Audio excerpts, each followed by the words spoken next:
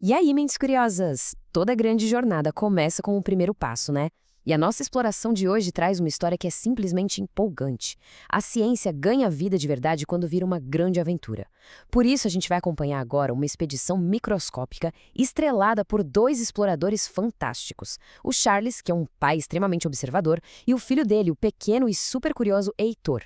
Juntos, eles decidiram investigar a vida secreta e as transformações surpreendentes de algo que todo mundo tem em casa todos os dias: as moléculas de água.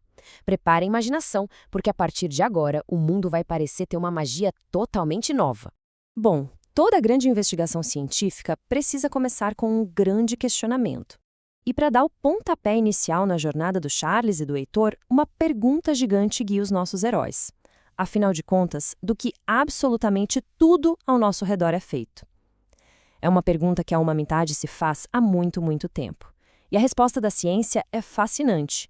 Absolutamente tudo o que existe, o chão sobre os nossos pés, o ar ao redor, as estrelas no céu e até mesmo as pessoas, tudo é formado por matéria. A matéria é como se fosse um daqueles blocos de montar, sabe? Só que um bloco de montar invisível que forma o nosso universo inteirinho. E aí entra um conceito super importante: o estado físico. Basicamente, são as diferentes formas que a matéria pode assumir. Sim, a matéria tem um truque incrível na manga. Ela adora trocar de figurino. A mesmíssima substância pode ganhar formas totalmente diferentes dependendo de onde e como ela se encontra. E olha, não tem exemplo melhor para a gente observar isso do que a própria água. Ok, vamos mergulhar nisso, literalmente. A primeira parada na expedição da nossa dupla dinâmica, ali mesmo dentro de casa, é desvendar o mistério do estado líquido. A água comum, aquela de matar a sede que enche as piscinas e corre nas torneiras, é o exemplo mais clássico que existe da matéria no estado líquido. Pode até parecer algo super simples, mas a água nesse estado esconde propriedades fantásticas. Durante a investigação na cozinha, o pequeno Heitor notou algo incrível. Quando ele colocou água em um copo de vidro alto e fino, o líquido tomou exatamente essa forma, alta e fina. Mas, ao despejar essa mesmíssima água numa xícara de cerâmica que é larga e baixinha, a mágica acontece. A água magicamente se molda para caber perfeitamente na xícara. Ou seja, ela não tem uma forma definida. Só que tem um detalhe: a quantidade de água não aumenta e nem diminui. Ela mantém o mesmíssimo volume. Incrível, né? Para entender como isso é possível, a gente precisa imaginar o invisível. Pensa nas moléculas de água do estado líquido como pequenos personagens minúsculos e muito, muito animados. Neste exato momento, essas pequenas criaturas estão fazendo uma dancinha solta, meio cambaleante, sabe? Elas não ficam presas, paradas no mesmo lugar. Muito pelo contrário, elas fluem facilmente, deslizando umas sobre as outras. Exatamente essa dança descontraída lá no nível microscópico que permite que o líquido mude de forma num piscar de olhos para preencher perfeitamente os recipientes que o Charles e o Heitor estão usando.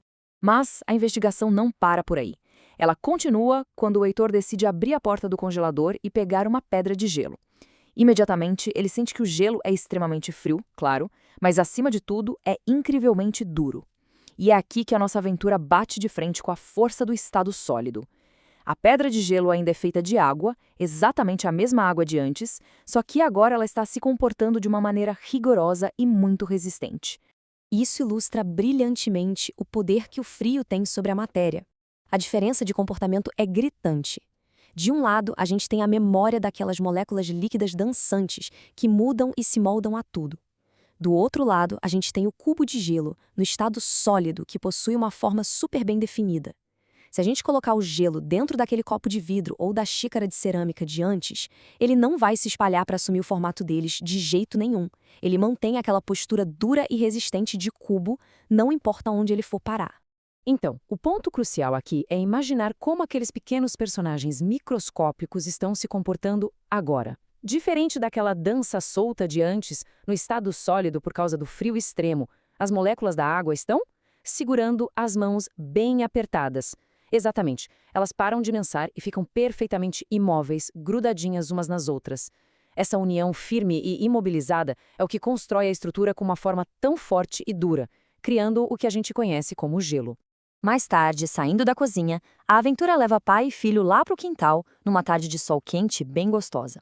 O Heitor, como é um ótimo observador, aponta para uma pequena poça de água no chão que se formou depois que eles regaram as plantas. Mas, conforme as horas vão passando sob aquele calor do sol, algo muito intrigante acontece. A poça vai secando lentamente.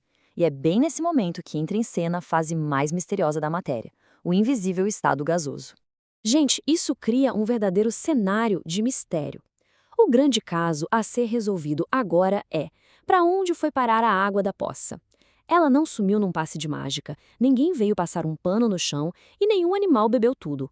A água que estava ali, brilhando no sol, simplesmente desapareceu misteriosamente, bem diante dos olhos atentos da nossa dupla de exploradores. E a ciência traz a resposta definitiva.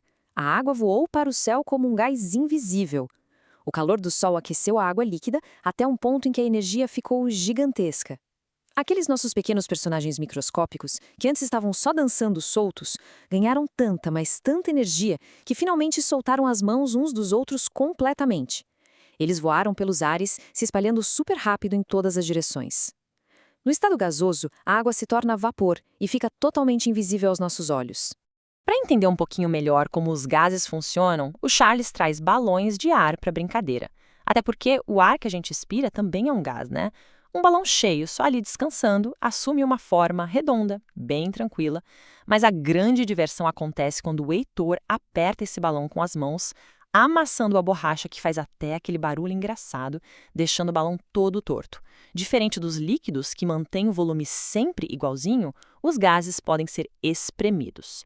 Se rolar uma pressão, os gases diminuem de volume, e se a pressão sumir, eles aumentam de volume de novo para ocupar absolutamente todo o espaço possível. Vamos avançar e ver como isso tudo se constrói, resumindo essa aventura de um jeito genial. É só lembrar destas regrinhas que os nossos aventureiros aprenderam hoje? O sólido tem a forma e o volume decididos. É firme como uma rocha. O líquido tem um volume certinho, mas a forma dele é uma bagunça divertida, porque assume o contorno de onde ele estiver. E o gasoso? Ah, esse é o grande espírito livre da ciência. Ele muda tanto de forma quanto de tamanho, podendo se espalhar livremente e ser espremido ocupando todo o espaço que achar pela frente.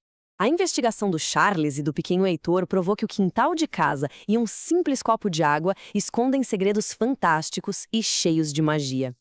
Então, para fechar essa nossa jornada com uma verdadeira fagulha de curiosidade, fica o grande mistério no ar.